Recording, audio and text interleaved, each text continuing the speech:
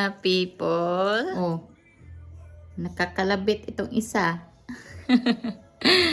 Basta kayong lahat. Ayaw pa, ano ba, di pa butang. Kaming dalawa lang dito sa bahay kasi di nagpunta ng community center. Siya lang mag-isa since si baby girl kasi wala masyado sa mood dahil sa kanyang bakuna kahapon. Kagabi nga, hindi ako nakatulog kasi 5 beses ata siya yun na nagising. Tapos mainit yung paa niya tsaka yung noo. Pero ngayon hindi na siya mainit. Okay na siya. Kaya hindi kami sumama kay di sa community center. Mag-barbecue kami later sa aming hapunan. Yan, pinabili ko ng bangus. Kasi mag-iihaw ako ng bangus. Tapos, ibang stocks na din. Kaya, kami lang dito ni baby. Antayin natin si daddy.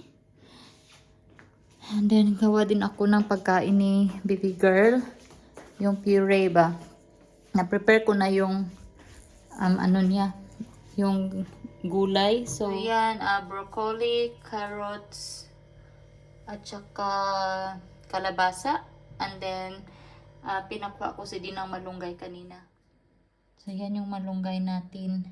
Papalambutin ko lang yan mamaya. Tapos, haluan ko ng rice din i-blend ko.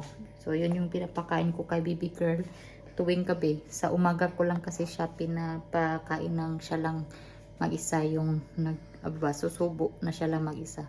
Pag sa gabi, sinusubuan ko siya. Say hello. Andito na si daddy.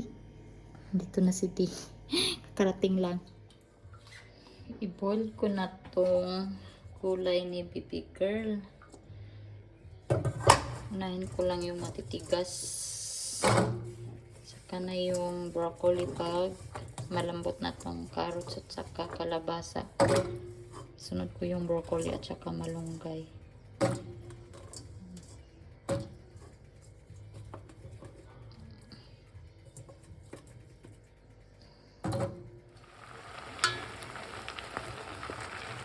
Lata na yung gulay. Kaya maya-maya i-blend ko na to na may kahalong kanin. Yan. Tapos ilagay natin sa containers. So yan yung dinner ni baby girl tonight at saka yung mga tira is dinner niya sa ibang araw naman. Yung bangus na pinabili ko kay di sa community center. Yan. Nilinis na nila. Stuff ko na lang ng kamatis at saka yun sibuyas. Grabe man makahiwa hanggang pinakadulo ng buntot. Good luck kay di mamaya nito pag nag-ihaw siya ay hindi magkandahulog-hulog yung mga kamatis at sibuyas. Nag-overflow na. Hindi siya matagilid kandahulog-hulog yung kamatis at saka sibuyas. Okay na yan. Basta maihaw. Bites na. Tapos ito naman kay Dio. Kasi yan, mahilig man yan sila sa mga sausage. Ako hindi ako masyadong mahilig sa sausage na ganito. Mas bet ko yung longganisa or chorizo sa atin. Yan, sausage at saka chicken skewers na binili din niya sa community center.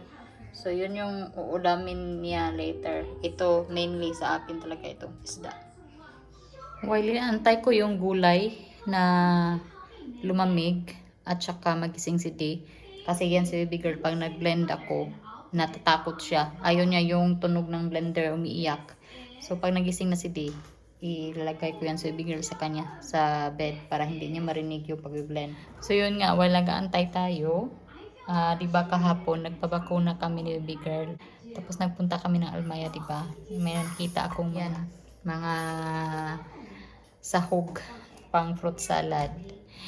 And last Pasko at New Year hindi ako nakagawa kasi busy kami ni D. Nung 24 nagpunta kami ng Abu Dhabi, tapos nung 25th yun may brunch kami, and New Year nagpunta kami sa kaibigan namin. So, hindi ako nagagawa ng kahit ano man dito sa bahay. So, opportunity ko kahapon na kumuha na. Kaya yan, kumuha na ako kasi natakam ako. Talaga mga people na nakita ko yung mga pagkain ng Pasko. Pag nag-scroll ng Facebook, grabe talaga na ano ako. Tawag nun? Sa Tagalog, naiinggit ba? Nung 24, pagkabalik namin galing Abu Dhabi, nagpunta kami ng community center. Sabi ko kay Dia, ang sarap kumain ng fruit salad. Kaya lang, wala man kami fruit salad. Kaya, nag-order na lang ako ng bubble tea. Pampaano ba? Pampatanggal cravings, whatever. Gumana din naman. Nawala yung parang craving ko sa fruit salad after ko ng bubble tea. So, yun, mga people. Gawa ako ng fruit salad. Today, para bukas, mayroon akong titirahin. At si Di, gusto dito ni Di. Yun nga lang, wala ako nakitang makapuno. So, ano lang siya, nata de coco at saka, yung kaong, saka apple, and damihan ko ng cheese. So, gawin natin ngayon. Si baby girl, andun lang. You know, na hindi pala nakikita. Andyan lang. Sa sala. Yan. Oh. Laro-laro lang yan siya dyan. Lalapitan ko lang yan siya pag umiyak. Ready na yung ating ingredients. Yan yung kaong, nata de coco at saka yung fruit cocktail. Hinalo ko na lahat. Ito naman yung cheese at saka apple.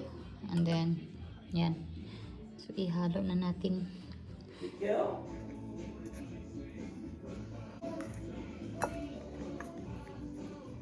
Mommy, she's sitting by herself. Yay! Good luck!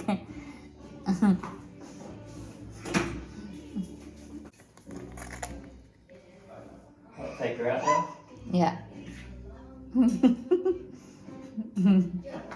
I'll pause this.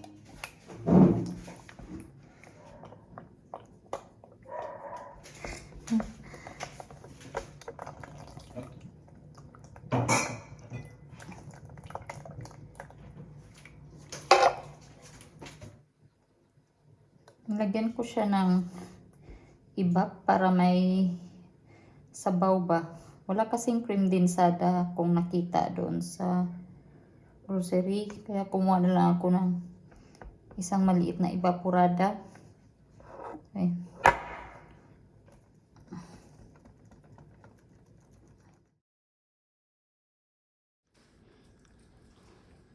Yeah.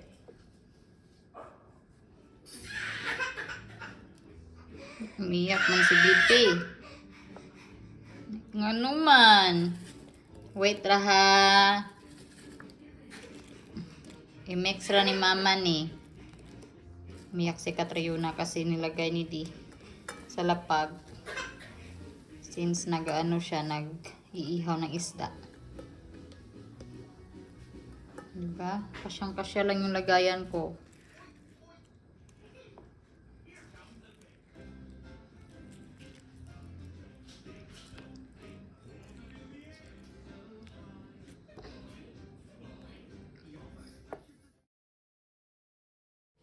So, ready to blend na tayo, guys. Yan o, yung gulay. Tapos, nilagyan ko ng kanin sa ilalim at saka konting sabaw. Nag-dry kasi siya after lumamig. So, nilagyan ko siya ng konting hot water. Ito na yung result, mga people. Yan o, may ibang balunggay na hindi siya na-blend, pero goods lang. Yan, isalin ko lang sa liit na container. Meron pa akong need i-blend yan at saka dagdagan ko pa ng kanin.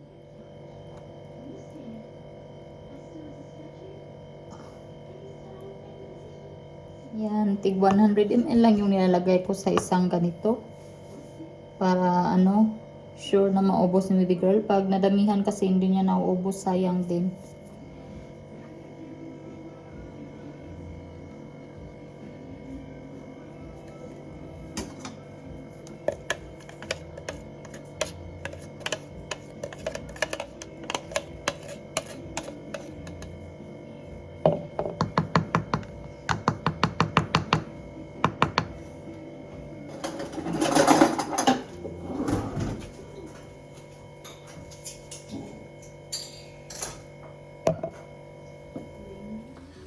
Yan yung food ni baby tonight. Look.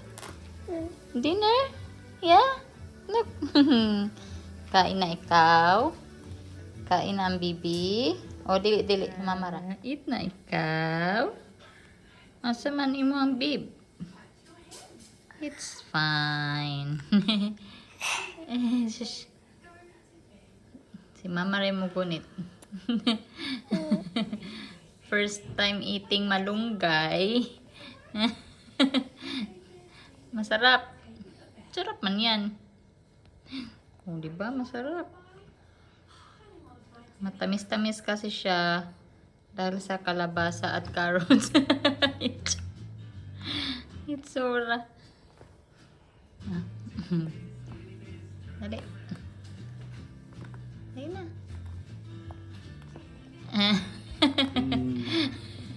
Yeah. Dali. Yummy. My turn, darling. Want to try the fish? Ooh. Maybe a little more. So it's still Hindi na ako nakapag-continue ng vlog kanina mga people kasi after namin nag-dinner, nag-walking kami. And then after nag-walking, nanood kami ng palabas ni Dee. Tapos, yun na. Nakalimutan ko na mag-update. So, yun lang naman yung fruit salad. Tinikman namin. Masarap. Kasi naglagay kasi ako ng isang maliit na bowl sa freezer para tamang-tama. After nun mag-dinner, lalamig na siya. Kaya may panghimagas kami day after. Masarap siya. Bukas ibigyan ko yung kapitbahay na naman namin ng fruit salad. The other day kasi binigyan ko siya nung turon. Nagturon kasi ako. So ngayon, since marami-rami yung ginawa ko, so bigyan ko siya bukas para malamig na siya. Yun lang mga people lang ating vlog for today. And maraming salamat sa inyong palaging panonood. Mag-iingat kayo palagi. God bless and bye.